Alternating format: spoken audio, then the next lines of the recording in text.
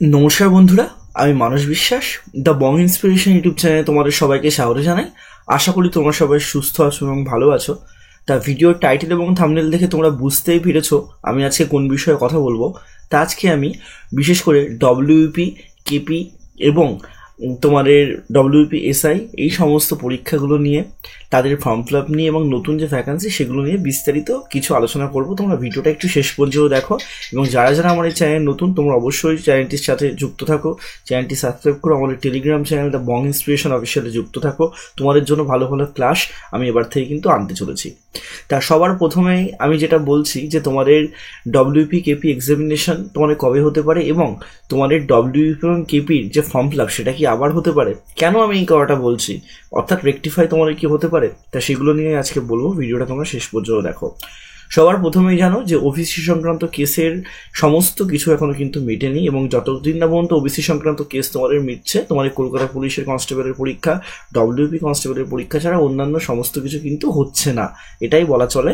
এবং তোমাদের একটা ডেট তোমরা দেখতেই পেয়েছো যে মে মাসে তোমাদের হয়তো একটা পরীক্ষা হতে পারে, এরকম একটা কথা জানা যাচ্ছে। তবে সেটা শিওর না, ঠিক আছে, সেটা কিন্তু ওবিসি সংক্রান্ত কেসের উপরেই।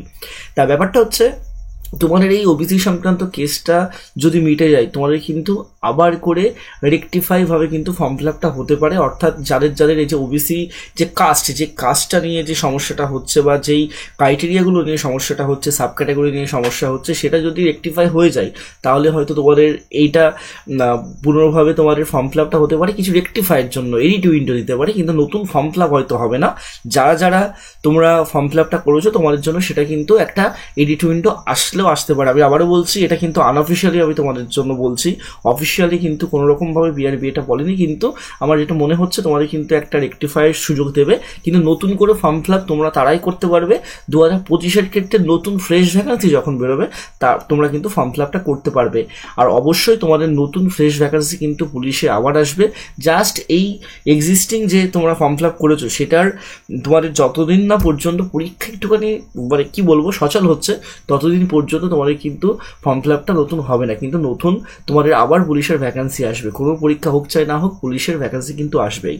তা অনেকেই তোমরা বলছো দাদা অনেক দিন ওয়েট করে আছি, প্রায় একটা বছর হতে চললো, এখনো পর্যন্ত কোনো পরীক্ষা হচ্ছে না, এত ভিডিও দেখতে পাচ্ছি, এতদিন পড়ছি, কতদিনের মোটিভেশন রাখবো। তা দেখো এখানে তোমার আমার কিচ্ছু করার নেই, এখানে ওপরে যারা আছে তারা যা সিদ্ধান্ত নেবে সেটার জন্যই কিন্তু এই জিনিসটা।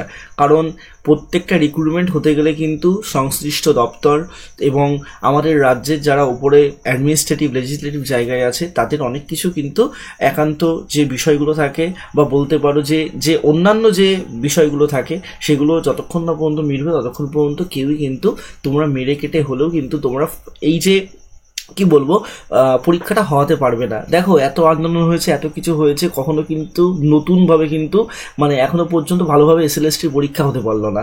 তা সেক্ষেত্রে শুধুমাত্র আন্দোলন করলেও যে সলিউশন হবে সেটাও কিন্তু কোনো ব্যাপার বা কোথাও লেখা নেই, ঠিক আছে। প্রত্যেকটা পদ্ধতির মাধ্যমে তোমাদের পরীক্ষাটা হওয়া উচিত এবং পরীক্ষাটা হবে। তা তোমরা ওয়েট করে যাও, তোমরা পড়াশোনা করো, এইটুকুই তোমাদেরকে বলবো। অনেকে পড়াশোনা করতে করতে কিন্তু পড়াশোনা ছেড়েও দিয়েছো, ঠিক আছে। একটা ভুল ধারণার মধ্যে আছে যে অনেকে কিন্তু পড়াশোনা করছো ভাবছো আমি সব পারবো, কিন্তু এক্স্যাক্টলি যখন প্রশ্ন আসবে তোমরা কিন্তু অনেক প্রশ্নকে বাদ দিয়ে যাবে, অনেক প্রশ্ন তোমরা পারবে না। তার মেন কারণ তোমরা কিন্তু রিভিশন দিচ্ছ না।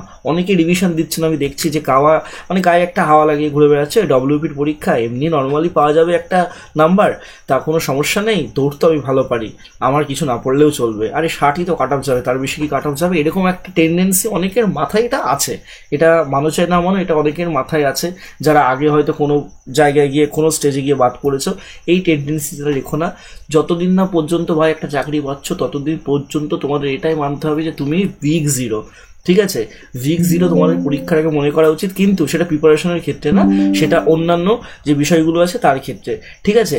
আর একটা কথা তোমাদেরকে আমি বলবো, এক সেকেন্ড একটুখানি তোমরা দাঁড়াও, হ্যাঁ, আর একটা কথা তোমাদেরকে আমি বলবো যে তোমরা পড়াশোনা করো ভালোভাবে, কোনো কোয়ারিজ লাগলে তোমরা আমাকে জানাও এবং তোমাদের যদি কোনো বইপত্রের প্রয়োজন পড়ে, দেখো আমি এই যে আমার এই ইউটিউব ভিডিওতেই কিছু লিঙ্ক দিয়েছি বই, সেই বইগুলো তোমরা কিনতে পারো, এর নতুন এডিশনটা কিনতে পারো বা সেম বই কিনতে পারো, ঠিক আছে? এই বইগুলো কিনেও তোমরা পড়তে পারো। যদি মনে হয় তোমরা আমার কাছে পড়বে, আমার কাছেও তোমরা পড়তে পারো। কিন্তু যতদিন না পর্যন্ত ওবিসি সংক্রান্ত কেসটা মিটছে ততদিন পর্যন্ত তোমাদের পরীক্ষা হওয়ার তো কোনো অবকাশও নেই, নতুন ভ্যাকান্সি বেরোনোর অবকাশ নেই। কিন্তু যারা ওবিসি আছো তাদের কিছু ফর্ম রেকটিফিকেশনের ব্যাপারেও কিন্তু পিআরবি ভাবতে পারে, যদি সমস্ত কিছু ঠিকঠাক থাকে। এইটুকুই তোমাদেরকে বলবো। আর তোমাদের জন্য নতুন ক্লাস আমি আনছি, সামনে তোমাদের অনেক পরীক্ষা আছে, সেগুলো নিয়ে আমি আস্তে আস্তে বিস্তারিতভাবে বলবো। সবাই সুস্থ থেকো, ভালো থেকো, ধন্যবাদ।